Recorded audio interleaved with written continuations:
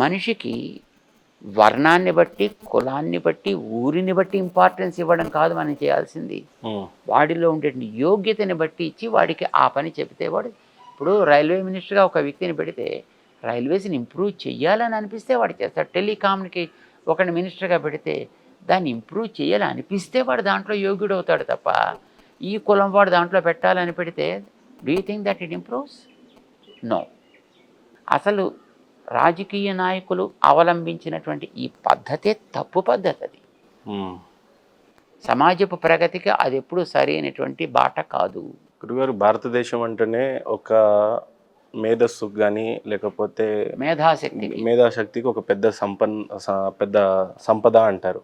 అలాంటిది వేదం అనేది మరీ ప్రాముఖ్యంగా చూస్తుంటాము. ఈ రోజులలో వేదం గురించి యంగ్స్టర్స్కి కానీ లేక ఈ ఆధునికత వచ్చిన తర్వాత వేదాన్ని పట్టించాలి, నేర్పించాలి, నేర్చుకోవాలి, దాని గురించి ఉన్న లాభాలు కానీ వీటి గురించి పెద్దగా యంగ్స్టర్స్కి తెలియదు. చిన్న చిన్న కష్టాలు వచ్చినా, బాధలు వచ్చినా కృంగిపోతూ ఉంటారు. వేదం గురించి కానీ వేదంలో ఉన్నటువంటి లాభాల గురించి చెప్పాలి అని అంటే మీరేం చెప్తారు స్వామి? దీన్ని నాశనం చేసింది ప్రభుత్వ వ్యవస్థ.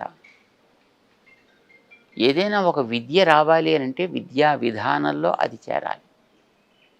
భారతదేశానికి స్వాతంత్ర్యం వచ్చి 70 ఏళ్ళు అయ్యేదాకా భారతీయ విద్య అనేదాన్ని కనిపించనివ్వకూడదు అని మినిస్టర్లే వచ్చారు కేంద్రంలో. వాళ్ళే విద్యా విధానాన్ని రూపొందించారు. వాళ్ళే అన్ని మూలల దాకా కూడా దాన్ని ఇంపోజ్ చేసి నడిపించారు. ఇప్పుడు మోడీ గారు వచ్చిన తర్వాత కదా భారతీయ విద్య అనేది మనకి పైకి రావాలని కృషి ప్రారంభించింది. ఎవడు చేశాడు అంతకుముందు దాన్ని? దీన్ని ఉండాలి అనేటువంటి అసలు దృష్టి ఎవడికి ఉంది? సో విద్యా విధానంలో చోటు దాన్ని కల్పించినప్పుడు దాని మీద ఎవడు దృష్టి పెడతాడు? ఎవడు చదువుతాడు? చదివితే ఉపయోగం ఏమిటి? మార్కులు వస్తాయా? ఉద్యోగాలు వస్తాయా? వ్యాపారాలు సాగుతాయా? అంచేత ఎవడు దాన్ని చదవాలా? వాళ్ళు చదవలేదు కనుక అది పోలే. చదవడానికి కొంతమంది బాధ్యత తీసుకుని వాడి కష్టమో నష్టమో అడుక్కుంటూనో తింటూనో తినకపోయో చదివేవాళ్ళు చదువుతున్నారు, దాన్ని కాపాడేవాళ్ళు కాపాడుతున్నారు. కానీ బహుళ సమాజానికి అందించడానికి వీలయ్యేటట్లుగా దాని విద్యా విధానంలోకి చేరనివ్వకుండా దాన్ని నాశనం చేయాలని ప్రయత్నం చేశారు.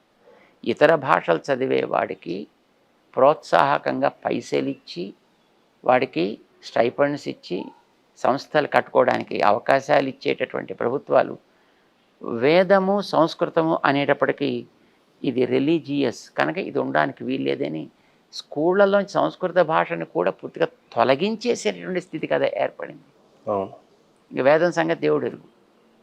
అందుచేత ఇది అందకపోవడానికి కారణం సమాజం కాదు, అందకపోవడానికి ప్రభుత్వమైనటువంటి ప్రబలమైనటువంటి కారణం, దీనికి వినాశకారి అయినటువంటిది ప్రభుత్వాలే. కనుమరుగైపోతుంది ఇలాంటి జ్ఞానపీఠం అన్నప్పుడు యాజ్ ఎ స్వామిగా మీరు ఎలా చూస్తారు వేదం గురించి? అందరికీ అందరి పక్షంలో రక్షించే ప్రయత్నం మేము చేస్తున్నాం దాన్ని. మేము 82 నుంచి దీన్ని రక్షించే ప్రయత్నం మేము చేస్తున్నాం. దానికి సిలబస్ ఏర్పాటు చేసి విద్యార్థులకి చెప్పి దాన్ని నేర్పించి దాంట్లో ఎంతోమందిని మేము తయారు చేసాం, ఇప్పుడు తయారు చేస్తున్నాం. మమ్మల్ని చూసి తర్వాత తయారు చేయాలని ప్రారంభించిన వాడు ఎంతోమంది ఉన్నారు. వాళ్ళకి శక్తికి తగ్గట్టుగా వాళ్ళు చేస్తున్నారు, వాళ్ళు చేశారు. ఈవెన్ తిరుపతి దేవస్థానం లాంటివి కూడా మమ్మల్ని చూసి ఇలాగ మనం చెయ్యాలని వాళ్ళు దాన్ని పెట్టుకున్నారు. గత కొంతకాలంగా తిరుమల దేవాలయానికి చిన్నజీయర్ స్వామి గారు రావట్లేదు అని బలంగా వినిపిస్తూ ఉంది. కారణం తెలుసుకోవచ్చా? ఆయన అక్కడ జరగవలసిన వ్యవస్థని సరి చేసుకుని ఎప్పుడు పిలిస్తే అప్పుడు కడతాం. దేవుడి దగ్గర వెళ్ళడం అనేది మన చేతుల్లో పని కాదు కదా, ఆయన పిలిస్తే మనం వెళ్ళాలి. దీన్ని దేవుడి మీద అలిగినట్టుగా చూడొచ్చా చిన్నజీయర్ స్వామిని? లేకపోతే అక్కడ జరుగుతున్న కార్యక్రమాలని? దేవుడు కొండ, మనం ఇసుక రేణువు. దేవుడి మీద అలగడం ఏమిటి మనం? నో. కానీ మనం ఆయన ముందర నిలబడాలంటే ఆయన సేవకి తగిన సేవకులము అని చెప్పుకోగలిగే, ఆయనకి సేవకి కలిగేటటువంటి లోపం ఏదైనా ఉంటే దానికి తీర్చగలిగే ఒక సాధనము అయితే ఆయన ముందర తలెత్తుకు నిలబడాలి, లేకపోతే ఆయన ముందర నిలబడే అర్హత ఉండకూడదు. చిన్నజీయర్ స్వామి గారు భారతదేశం ప్రజలందరిలో దేశభక్తిని నింపే విషయంలో సక్సెస్ అయ్యారా, లేకపోతే సనాతన ధర్మాన్ని పెంపొందించే విషయంలో సక్సెస్ అయ్యారా అంటే ఏం చెప్తారు? రెండు ఒకదాన్ని విడిచిపెట్టి ఒకటి ఉండవు ఎప్పుడు. ఎందుకంటే ధర్మం అనేటువంటి ప్రాక్టీసెస్, సనాతన ధర్మం అనేటటువంటిది ఒక ప్రాక్టీస్ అనేది సమాజంతో ఉంటుంది.